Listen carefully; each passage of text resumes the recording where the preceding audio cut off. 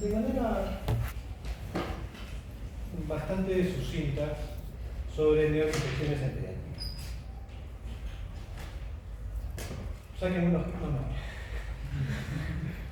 A ver, vamos, ¿cómo se hace esta vaina? ¿Cómo hago con la vida? ¿Cómo vamos?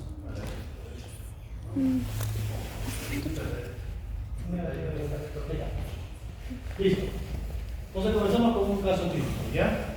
Es un caso clínico sacado de la revista peruana de pediatría, me parece. Es la de la médica peruana. Y tiene algunos datos relevantes. Entonces, una mujer de 5 años de edad, con antecedentes de cirugía de drenaje de hematoma epidural, que fue bilateral, parietal, por un traumatismo cráneoencefálico. Esto fue 6 meses antes del evento actual. Su desarrollo es normal y tiene inmunizaciones completas paralelas. 2 días de enfermedad, fiebre, vómitos, pérdida del sueño, y antes del ingreso le dijeron que tenía faringoamigdalitis y le dieron tratamiento por un día con amoxicilina. Como seguía mal la bebé y estaba con inestabilidad para la marcha, la llevaron a emergencia y la bebé la hospitalizaron. ¿De acuerdo? Es un caso clínico real, no es muy frecuente. El peso de la niña, adecuado para la edad, la talla adecuada para la edad, pero llama la atención algunas cosas en el examen. Primero, que estaba taquicárdica, que estaba taquipnéica, y que encontraron exudado en la orofaringe, y que el examen neurológico la presentaba como dormida, poco reactiva a estímulos y tenía un Glasgow de 12/15. Además, un dato importantísimo, había rigidez de nuca. El resto del examen físico no decía nada. Entonces, lo primero que hay que hacer con este tipo de pacientes, como ya hemos conversado en algunas de las clases previas que hemos tenido, es la evaluación de la apariencia, del estado circulatorio, y todo eso se resume en el triángulo de evaluación pediátrica. Es una herramienta útil que sirve para esto. Entonces, ¿qué tenemos de meningitis? Este es un recuadro anatómico de, bueno, no meningitis, es un recuadro anatómico de la constitución de las membranas que protegen al encéfalo. Hay que tener en cuenta que la meninge dura madre, la aracnoide madre, y en este espacio es donde se van a producir las infecciones neurológicas. Entonces podemos hablar de meningitis cuando esta infección o esta inflamación afecta la vía madre, las aracnoides y el espacio subaracnoideo. Deberíamos hablar de encefalitis cuando la inflamación compromete sobre todo al encéfalo, a la masa cerebral. Algo importante que debe recordar en la encefalitis es que en estos casos lo que más se compromete o lo que puede presentarse como manera más frecuente es alteración en el sensorio. Alteración en el sensorio, si que tiene sospecha, puede ser una encefalitis. Y lo otro es una meningoencefalitis, que finalmente sería una combinación de ambos, que hay una infección tanto en las meninges como en el parénquima cerebral. ¿Ok? Acá estoy restringiendo bastante algunos datos porque esto es lo que me interesa que sepan, pero también podríamos hablar de solomielitis, de radiculitis, de encefalomielitis. Hay un montón de formas dependiendo de qué afecte, pero esto es lo que nos interesa para los fines de la clase.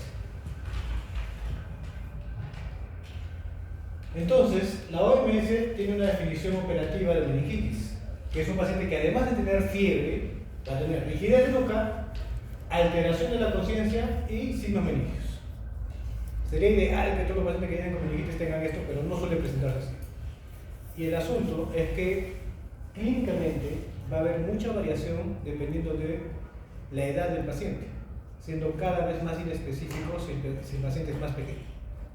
Entonces, en un recién nacido, en lactantes pequeños, la clínica es muy inespecífica. Vamos a enfocar la exposición sobre todo en niños lactantes mayores de 3 meses, niños más grandes, adolescentes, porque el tema de meningoencefalitis en neonatología es un mundo aparte. Pero vamos a tener estas precisiones. Y la OMS también define la encefalitis, pero como fiebre, más cambios en el nivel de conciencia, porque está comprometida la masa cerebral, y a veces crisis epilépticas. ¿De acuerdo?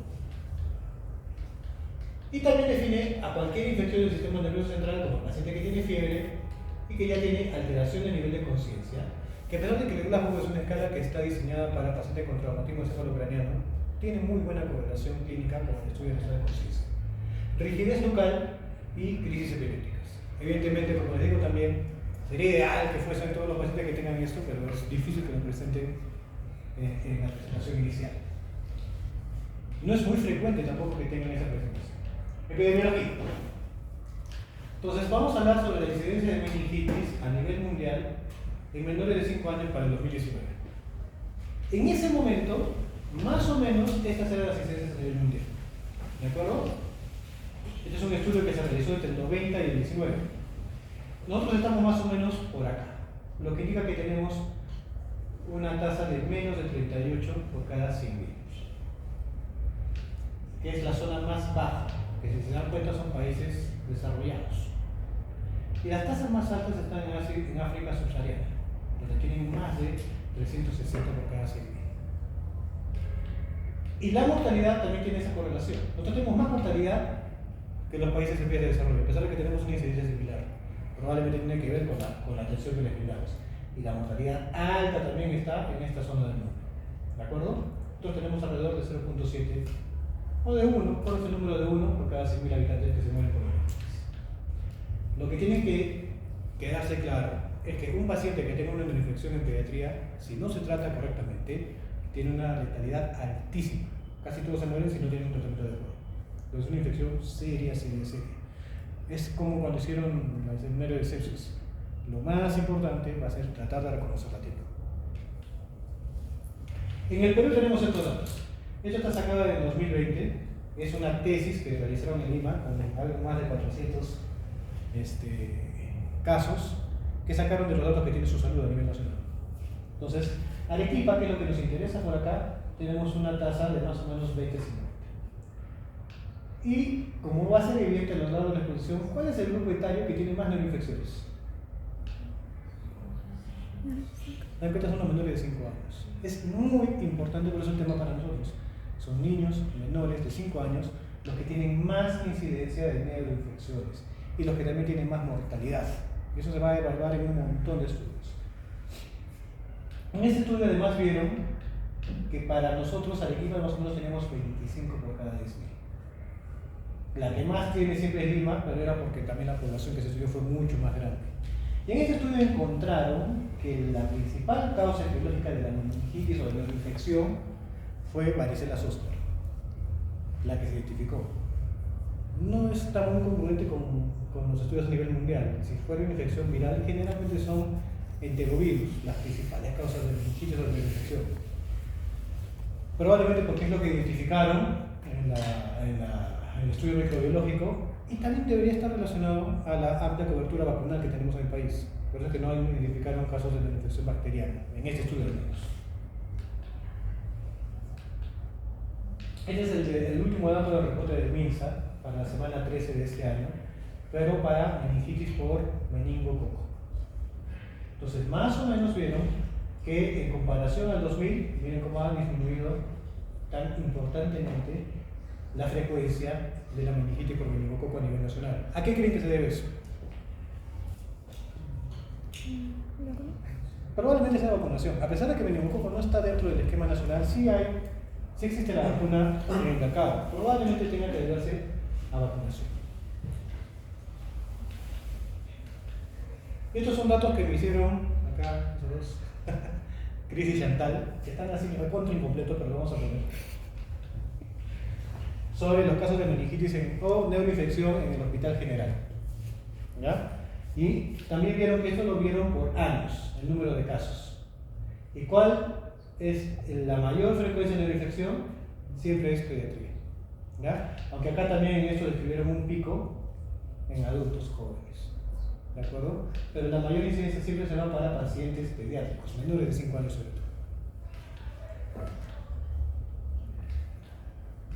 En cuanto a microbiología, podemos decir si la encefalitis o la meningitis o la meningoencefalitis tiene una causa infecciosa o no. Vamos a enfocarnos más en las infecciosas ahora. Y si fueran infecciosas, podrían ser virus, podrían ser bacterias, podrían ser parásitos y podrían ser hongos. ¿Cuáles creen que es la principal causa de neuroinfección?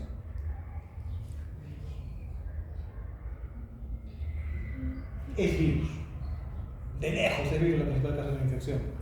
Pero no suele ser la más severa. La más severa suele ser la bacteriana. Por eso es la que más le ponemos punche en el estudio. ¿De acuerdo? Entonces, a nivel mundial, las causas virales son las más frecuentes. El virus más frecuente es los enterovirus. Los virus más frecuentes son los enterovirus. Casi son 85% de las infecciones son por enterovirus. 85-90% de las infecciones son por enterovirus. Las bacterianas constituyen más o menos el 5%, pero son más severas. Depende también de la patología. Hay infecciones virales herpéticas que pueden ser muy severas también. Y es importante esto que le mencionaba hace rato, ¿no? ¿Quiénes serán los que tienen más infección? Los niños pequeños y sobre todo los niños menores de 2 meses. ¿Por qué? Porque no están vacunados. Entonces, las vacunas que cubren la mayor cantidad de etiología bacteriana asociada a meningoencefalitis se colocan a partir de los 2 meses. Estos niños todavía no están protegidos. Por eso es que acá no varía mucho, ¿de acuerdo? Y saben son los que más se mueren. ¿Qué es esto? Moscas. ¿Qué son estas? Son diplococos de gram positivos. ¿Y qué diplococos gram positivos serán? Streptococo. ¿Ya? Es un neumococo. ¿Ya? ¿Qué será esto? Acá en forma de rinoncito. Pero estos son gram negativos. Diplococos gram negativos. Neisseria mellitus. ¿De acuerdo? ¿Y estos de acá? Estos ya son cocobacilos, pero son gram negativos, hemófilos influenza. Entonces, estos tres son, entre otros muchos, son las principales causas etiológicas de neuroinfección bacteriana en pediatría, que evidentemente ha bajado un montón con el tiempo, pero siguen siendo las principales. En neonatos va a variar, y es importante que acá tengan en cuenta que la frecuencia de qué bicho va a ser va a depender mucho de la edad. Los neonatos, que lo vamos a tomar medio a la ligera todavía, los bichos que causan la infección serán pues los que causan sepsis neonatal. No tenemos esto descrito en el Perú, pero está descrito a nivel mundial: E. coli, Klebsiella y Neisseria monocytogenes. Justo hoy en la mañana tuvimos un caso clínico similar a eso. En niños de 3 mesecitos a más y preescolares ya varía. Ahí estaremos con estreptococo, con Neisseria y con hemófilos influenza. ¿De acuerdo? Y en adultos y niños más grandes, estreptococo y Neisseria, que son los que se van a llevar el neumococo y el gonococo, casi todas las neuroinfecciones bacterianas. ¿Cuál es la incidencia entonces? Miren esto. Este es un estudio comparativo que va desde el 90 también al 2019. Y miren la incidencia de meningitis cómo bajó. Entonces acá tenemos por edades. Miren cómo comenzó a bajar. A través de los años, de acuerdo también a la patología. Y esto probablemente esté debido a la vacunación. Y no solo la incidencia, sino también que bajó la mortalidad. De acuerdo al grupo etario, también la mortalidad ha ido bajando. Lo que no ha tenido tanta variación quizás son los virus, que ha tenido también un descenso no tan marcado como en el caso de las bacterias, pero también ha bajado bastante. ¿Esto qué será? Esta es la norma técnica de vacunación, de la actualización en el 2022. ¿De acuerdo? Entonces, todo eso es nuestro esquema de vacunación. Y le falta la vacunación. Si hacemos algo bueno en salud en el Perú, probablemente sea vacunar. Tenemos casi todas las vacunas, algunas con alguna dosis menos de lo que quisiéramos. Meningococo todavía no está dentro del esquema. A nivel mundial, sí, ya muchos países tienen meningococo en el esquema nacional. Todavía nos falta a nosotros. Pero nuestro esquema es bastante bueno. Y lo que valdría la pena preguntarse es cuál es el tipo de vacuna para el neumococo que tenemos. La que tenemos es la 13 valente, que es una de las mejores también. Entonces cubrimos una gran cantidad de serotipos de neumococo. Los más prevalentes suelen ser esos, ¿no? El 19A, que es uno de los que, por ejemplo, en Colombia, este es el que se lleva casi todas. Y en Colombia me parece que solo tienen la 10 valente, o la 7 valente, entonces o hasta un poco de tipo tenía. Nosotros tenemos una muy buena vacuna acá, muy buena vacuna. Algo sobre nutrición, patología, vamos a ver resumido. Existen tres mecanismos por los que podría adquirirse una neuroinfección. Por colonización de la nasofaringe, que es uno de los más frecuentes, una entrada directa, o porque hay una bacteriemia en sangre. Quizás el caso clínico de la mañana podría haber sido este, ¿no? Que vamos a ver una bacteriemia, produce una infección acá, produce una infección neurológica. Me parece que por ahí podría ir. Y una entrada directa podría ser porque tienes una infección ahí, acostadito, bueno, puede ser cefalomatoma infectado, porque hay traumatismo o porque hay algún dispositivo médico. Los que han pasado por Neo conocen seguramente a Luz, ¿no? Que está ahí con su invasión, y eso es un gran factor de riesgo, una cosa que no podemos terminar de curar a la planta. Entonces lo que ocurre es que hay una activación de las vías inflamatorias, la de la microglía, los atrocitos y el endotelio, y esto produce la liberación de todos estos factores inflamatorios. Y esta misma activación va a hacer que haya daño endotelio vascular. Esto va a producir que haya alteración de la permeabilidad de la barrera hematoencefálica. Entonces,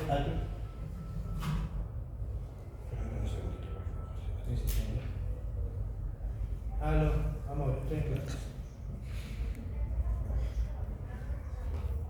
No, no te preocupes, tengo que conocerme.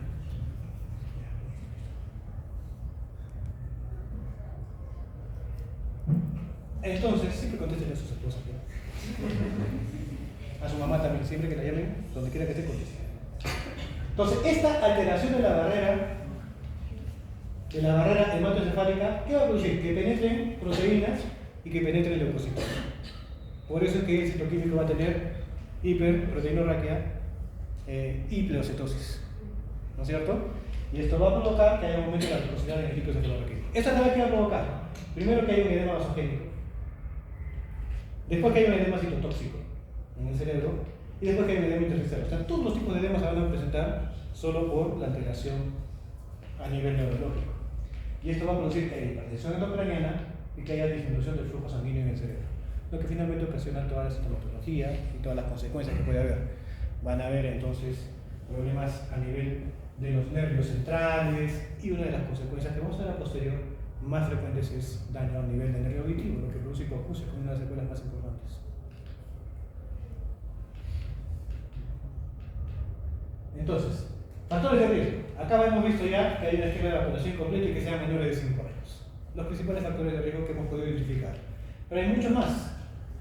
Inmunodeficiencias, defectos del tubo neural, defectos craneales adquiridos, dispositivos médicos, infecciones parameningias, infecciones recientes, exposición reciente a algo como meningitis, hacinamiento, desnutrición. Todo eso son factores de riesgo para que un pequeño desarrolle meningitis. Por eso es que también la desarrollan con más frecuencia y la mortalidad es mayor. Este es un estudio que hicieron en África, me parece, en Gaza, ¿no? En Gaza, en donde vieron que los dos factores que ellos encontraron más prevalentes para la meningitis eran la malnutrición y que hubiera hacinamiento en la casa, y que tuvieran un valor significativamente estadístico. En cuanto al diagnóstico, la clínica, lo que quiero que aprendan es que es inespecífica. Es difícil hacer un diagnóstico, salvo que lleguen en etapas muy avanzadas. O sea, si llega en una etapa muy avanzada es sencillo, relativamente, por lo menos sospechar. Pero al inicio es difícil, sobre todo mientras más chiquitos son. Entonces, mientras más chiquititos son, es más difícil saber. Y como hemos conversado en los que hemos hecho las clases de neonato, la sepsis neonatal es el diagnóstico diferencial de casi todo. Y es muy inespecífico. Entonces, irritabilidad, disglicemias, fiebre, hipotermia, dificultad respiratoria, malato, cualquiera de ellas puede ser sepsis y cualquiera puede ser el diagnóstico diferencial de una neuroinfección. Se hace un poquito más sencillo, acá viene un neonato, que probablemente esté infectado, y si no tuviera meningitis probablemente esté en riesgo de tenerla, entonces habría que ver el estudio, ¿no? Es un poquito más sencillo de hacerlo mientras más grandecitos son, sencillo entre comillas. Pero los niños más grandes suelen presentarse con fiebre en casi todos, vómitos, muchos de ellos, y hay rigidez de nuca en algunos de ellos también. Y cuando son más grandecitos, ahí sí ya pueden encontrar ya los meningismos. Casi todos presentan fiebre, casi todos presentan dolor de cabeza. Pueden hacer la evaluación de Kernig, de Brudzinski. Puede haber compromiso en la piel que te podría ser producida de una infección meningocócica, si hay petequias o hay púrpura, como en estos casos, ¿no es cierto? Y acá no sé si se puede poner el video. Este es un video donde hace Kernig. ¿Se puede por acá poner el siguiente?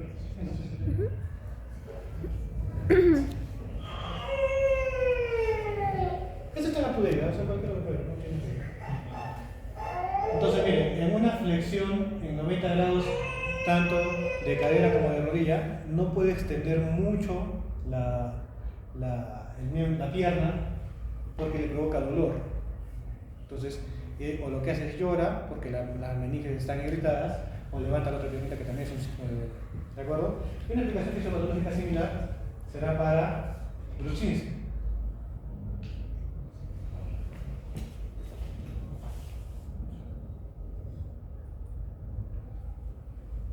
que es a la flexión del cuello, lo que hace es levantar las rodillas y sentir dolor, porque las meninges están irritadas. ¿De acuerdo? Sí se puede evaluar, en niños pequeños es difícil. En niños pequeños, quizás en un recién nacido chiquitito, podrían ver en algunos de ellos fontanela bombada, que podría ser pero no, la fontanela bombada la van a evaluar ustedes cuando el paciente es medio sentado, no es echado. La posición correcta es evaluarlo sentado. Y además tenemos que evaluar el estado del sensorio. Para esto puede servir la escala de Coma de Glasgow. Como les dije, está más diseñada para traumatismo encefalocraniano, pero que también sirve un montón. Y esta es una escala modificada que también tiene para pediatría, que está validada, me parece que a partir de 2 meses. Pero se puede utilizar esta escala. Este estudio lo hicieron en Lima, que es las características epidemiológicas y clínicas y bacteriológicas de meningitis neumocócica en pacientes pediátricos. Entonces, lo hicieron entre el 2006 y el 2011, lo publicaron en el 2016 y encontraron 44 casos de meningitis. ¿De acuerdo? Signos más frecuentes: trastorno sensorio, fiebre y cefalea. Y algunos tenían rigidez de pico. ¿De acuerdo? Evidentemente varía, depende de la edad. ¿Qué es lo que encontraron acá? Que casi todos los casos eran en niños, acá debe ser menor, acá está, es una pajareada, en niños menores de 2 años. ¿Ya? Casi todos los casos eran niños menores de 2 años. Casi todos los que se murieron también eran niños menores de 2 años. ¿De acuerdo? ¿Cuáles son los bichos que más encontraron? En cuanto al neumococo, esta me parece que fue la 6B, la cepa más prevalente. Entonces, sí hay estudios, sí tenemos, sí, esta es una epidemiología que corresponde a mucho de la epidemiología mundial. Entonces recordemos a nuestro paciente, ¿no? Tenía fiebre, vómitos, irritabilidad, recibió un poco de antibiótico y tenía algunos de los síntomas, ¿no? Taquicardia, frecuencia respiratoria. En el momento del ingreso no tenía fiebre, pero sí estaba descrita. Y tenía un glasgow alterado y había rigidez de nuca. Entonces en este paciente habría que sospechar desde el inicio de una neuroclasia. ¿Qué más? Exámenes auxiliares. Hay algunas cosas que les vamos a pedir. De ingreso, sangre, ¿no? Cultívenlos, por favor, si sospechan una patología infecciosa. Biometría hemática, un hemograma completo, PCT, PCR, procalcitonina, gasometría, creatinina, glucosa, lactato y pruebas de coagulación si el paciente tuviera petequias o hemorragias para ver cómo estamos. ¿Qué más hubo con esta paciente? Entonces, estos exámenes auxiliares en ella tuvieron desviación izquierda, pero sin leucocitosis. Tuvieron creatinina incrementada, acidosis metabólica, trastorno de coagulación y la proteína C reactiva incrementada. Una cosa fundamental, que es el pilar del diagnóstico de la neuroinfección, de la meningitis, hacer punciones lumbares. ¿Ya? Si ustedes tienen sospecha clínica de que el paciente tiene una neuroinfección, se debe hacer una punción lumbar, salvo que haya alguna contraindicación para la punción lumbar. Pero si hay sospecha clínica, sí. Muchos no hacemos punciones lumbares o no hacían punciones lumbares porque les parecía que es un proceso que podría tener muchas complicaciones. Hay un montón de estudios en donde dicen que no hay tantas complicaciones, en menos del 1% de las punciones lumbares si se hace bien. ¿Ya? Quizás donde más hacemos punciones lumbares será en neo. En neo hay punciones lumbares todas las semanas. Todas las semanas hay punciones lumbares porque es parte de nuestro protocolo, pero quizás deberían ser más también en niños más grandes. Evidentemente las dificultades técnicas a veces las disminuyen un poco. Entonces, toda la sospecha de meningitis, su función lumbar. ¿Qué contraindicaciones? Compromiso cardiovascular, hipertensión endocraniana, papiledema, focalidad neurológica, infección cutánea en el sitio de la función. Trastorno de coagulación, por ejemplo, también podría ser una contraindicación. ¿De acuerdo?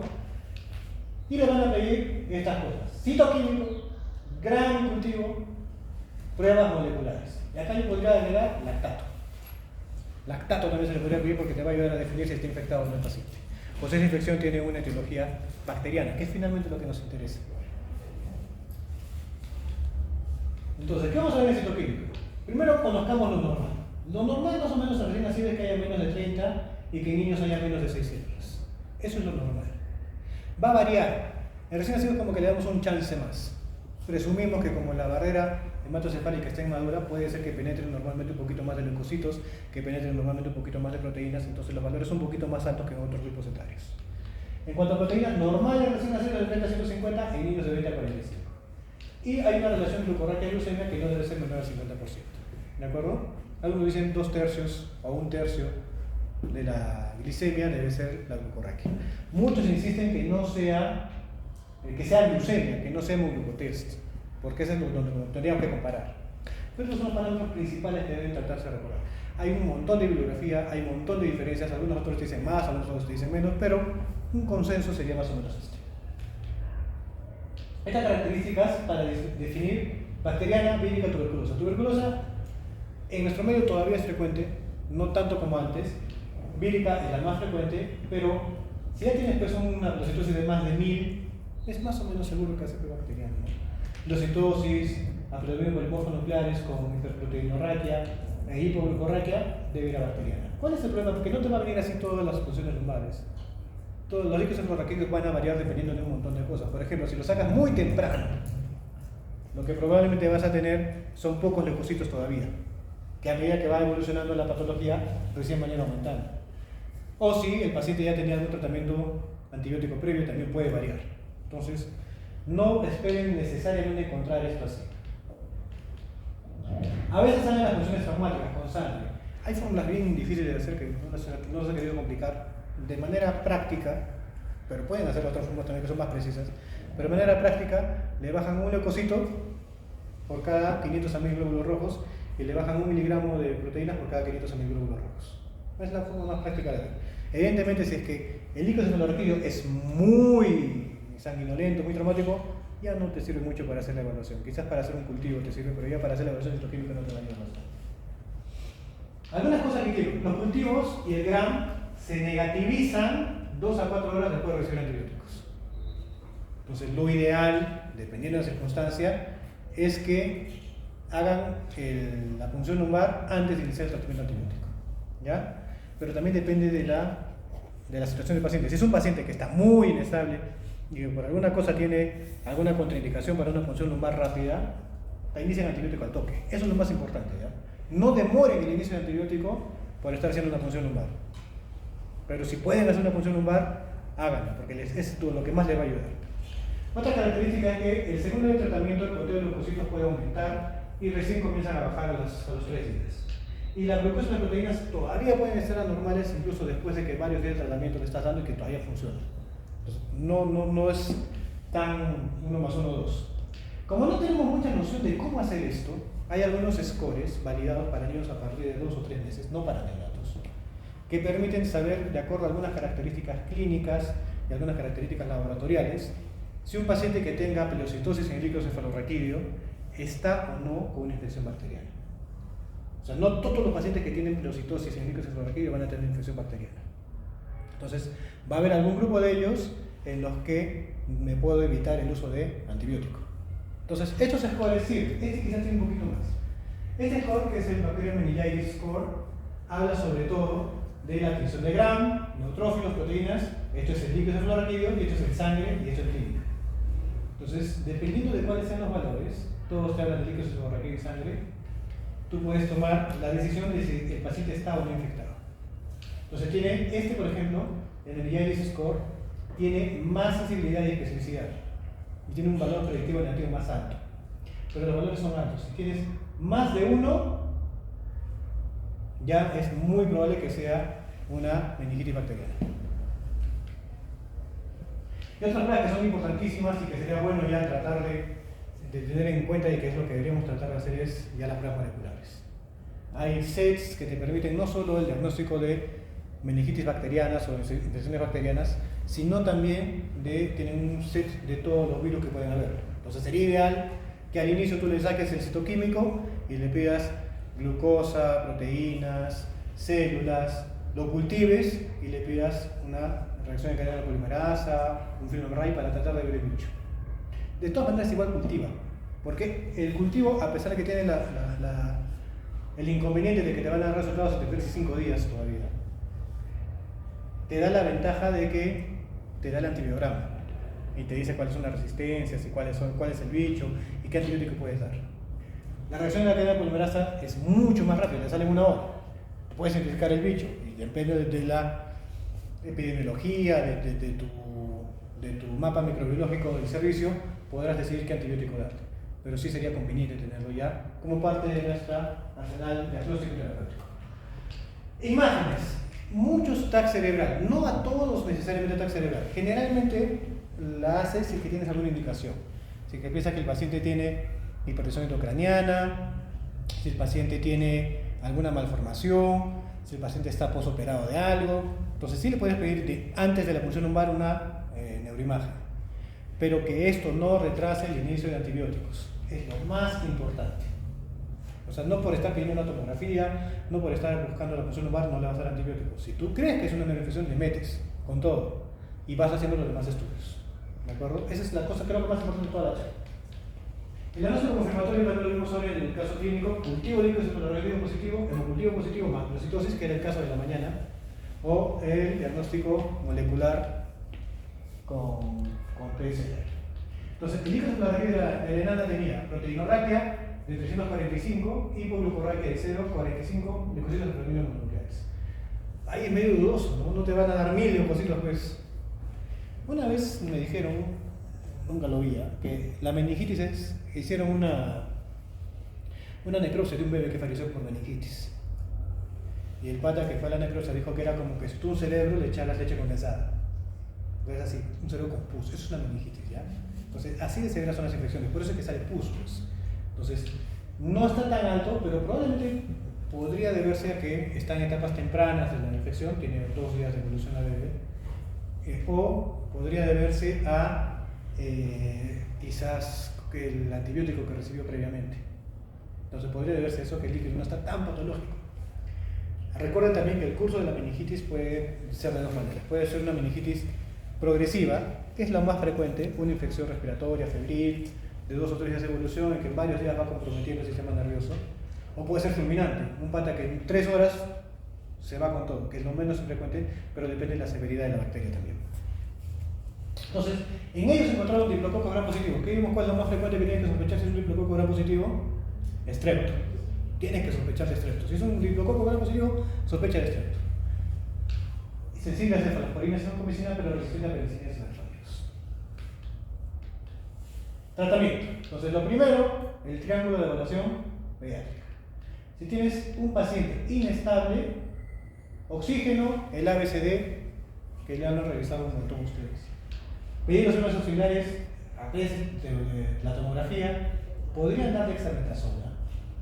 Acá es importante, lo vamos a profundizar un poquito más después. Y el inicio de antibióticos.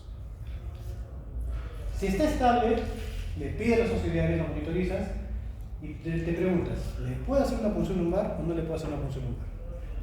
Entonces eso va a depender de las indicaciones que dijimos para la tomografía. Si tiene las indicaciones para la tomografía, le hace la tomografía. Si te sale alterado, hablas con el cirujano y te diga qué podemos hacer con esa alteración estructural cerebral. Y si sale normal o no tiene ninguna de estas indicaciones, te vas a la punción lumbar. La punción lumbar te va a decir si es una encefalitis que capaz es viral, valoras el inicio de aciclovir, capaz está sobreagregada, puedes pensar en antibióticos. Piensas en otra patología que es un mundo aparte en encefalitis, que es la encefalitis autoinmune, que no nos vamos a marear con eso, es un mundo aparte de encefalitis autoinmune, podría ser que está sobreagregada. Y se sospecha que es una meningitis bacteriana, o una meningitis para sospechar si es viral, o si es bacteriana, o si es tuberculosa, o es alguna otra patología que no conoces. Entonces acá te siguen estos scores, ¿no es cierto? Si es viral, va a ser un score de 0. Ya teniendo el conteo de líquido cefalorraquídeo, ya teniendo la PCR, ya teniendo la PCT, ya teniendo el hemograma. Y si tiene un score mayor de 1, inicias antibióticos y valoras si le vas a dar un dexametasona. Porque casi todos los protocolos ahora dicen del dexametasona nomás. Entonces, en el antibiótico, en neonatos hemos visto que son estos bichos, antibióticos AMPI más una penicilina, una cefalosporina de 3ª generación. ¿Ya? Niños menores de un mes, cefotaxima. Niños mayores de un mes podría ser ceftriaxona, porque la ceftriaxona puede hacer que incrementar la hiperbilirubinemia indirecta, porque compiten por la albúmina. Entonces nosotros por eso en neonatos no damos ceftriaxona. Entonces le van a dar una cefalosporina de tercera que sea cefotaxima. En niños mayores de 3 meses hasta adultos, los antibióticos de elección son vancomicina y ceftriaxona. ¿Ya? Las dos se las buscan, ¿ya? No nos vamos a marear con eso, pero es vancomicina, ceftriaxona. ¿Por qué será vancomicina, ceftriaxona? Generalmente nosotros damos ceftriaxona porque lo que sospechamos es que debe ser un neumococo, o debe ser una meningococo, o debe ser una hemosinfluenza que deberían ser sensibles. Pero dependiendo de la sensibilidad que tengan en el lugar donde trabajen, algunos dicen que si tienes una resistencia menor al 1% del neumococo, podrías todo trabajar con cefalosporinas y no tendrías que utilizar vancomicina. ¿Ya? Si tienes una resistencia mayor al 3% para el neumococo, mejor dales una vancomicina agregada. O sea, la vancomicina no es porque yo esté pensando que tiene estafilo. No estoy pensando, yo no estoy dando vancomicina porque piense que tiene estafilo. Yo le estoy dando vancomicina porque podría ser un neumococo resistente a una cefalosporina de tercera generación. O sea, por eso es que se le da vancomicina asociada a la ceftriaxona. No porque estés pensando en un gran positivo, sino por la posible resistencia a la cefalosporina de tercera generación. ¿De acuerdo? Entonces este es el esquema que van a encontrar en todo lado cuando hay sospecha de una infección bacteriana. En todo lado este es el esquema. ¿Ok?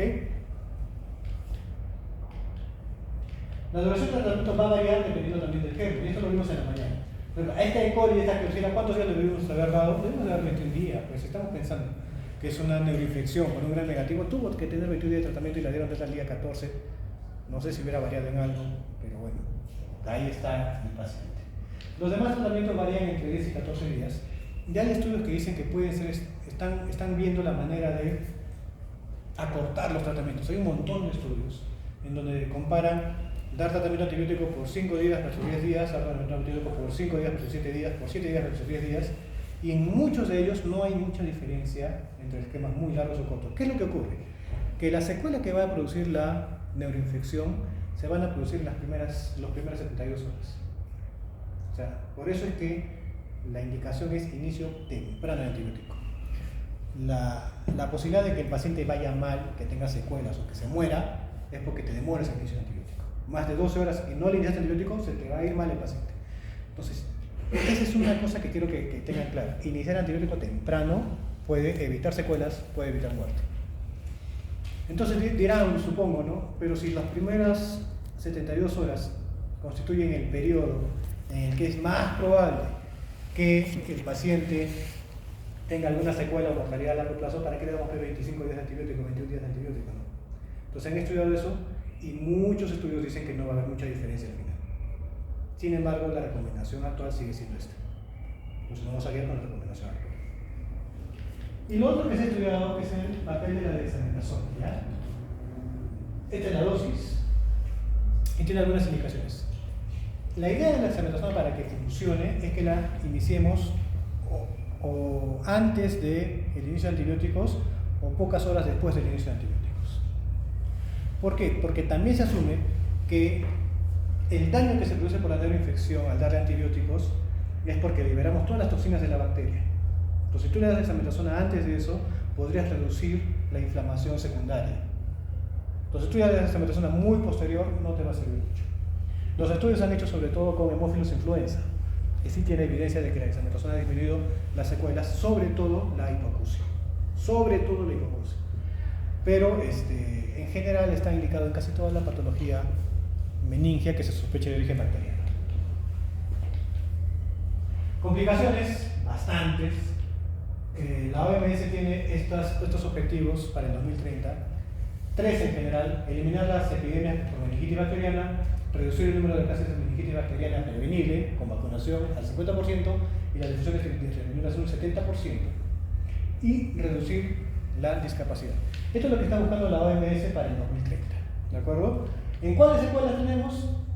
Las evidentes, ¿no es cierto? Primero, mortalidad, que puede ser del 2 al 30%. Evidentemente va a ser mayor mientras más enano sea el paciente. Va a ser mayor si hay gram negativos. Va a ser mayor si es neumococo y va a ser mayor en sitios donde haya pobreza. Lo que hemos visto en toda la exposición: África subsahariana, menores de 2 años.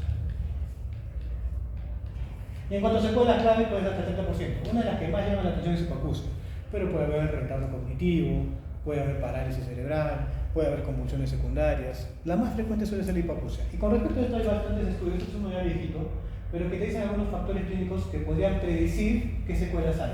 Entre ellos, niños pequeños, la evolución de más de 48 horas, que hayan convulsionado, que tengan hipoglucorraquia, que tengan hiperproteinorraquia o leucocitosis marcada, podrían favorecer más que haya secuelas clínicas. ¿De acuerdo? Creo que eso es todo. Listo, muchachos. Preguntas. ¿Preguntas? Doctor, ¿hay algún caso en el que se tenga que suspender los antibióticos y se pueda pensar que puede ser una reversión viral, por ejemplo? Claro que sí, como cualquier infección, pero tenemos que tener evidencia. Si por ejemplo tú tuvieras una prueba molecular en un paciente que hiciste el estudio citoquímico, hasta que te salga ya le iniciaste antibiótico. Pero si te sale a las 2 o 3 horas y te dicen es un herpes, ¿qué haces? Suspendes antibiótico y metes antibiótico. Hay algunos que dicen, tienes la duda, no sabes si es viral, no sabes si es bacteriano. Probablemente le metes ciclovirus más antibióticos al inicio, porque estás ahí. En estos casos, que son casos de pacientes severos, hay que actuar con un poquito más de agresividad antes de que se te vaya. Porque demorarte mucho puede comprometer la vida del paciente, en el peor de los casos, y en el mejor de los casos puede dejarlo secuelado. Entonces la decisión debe ser rápida, de reconocimiento rápido, hacer funciones lumbares, saber tu etiología, saber qué antibiótico darle y tener el alto índice de sospecha en un paciente que tiene factores de riesgo. Por ejemplo, tenía un paciente medio comprometido, niño mal protegido, no está vacunado, desnutrido. Entonces probablemente ya puede ser una infección, métela nomás, pues. ¿Ya? Otra cosa en neonato, ¿no? En neonato, como ya les he metido en la cabeza los perros conmigo, sepsis tardía como sospecha es sinónimo de punción lumbar. Entonces ahí, ahorita la sepsis tardía como sospecha, lo punzamos. Que es diferente, ¿no? A ellos no es todas las infecciones que vas a punzar. Pero una infección que sospeche que tiene compromiso neurológico, tienes que hacer la punción lumbar. Si es que se puede, tienes que hacer la punción lumbar. ¿Otra pregunta?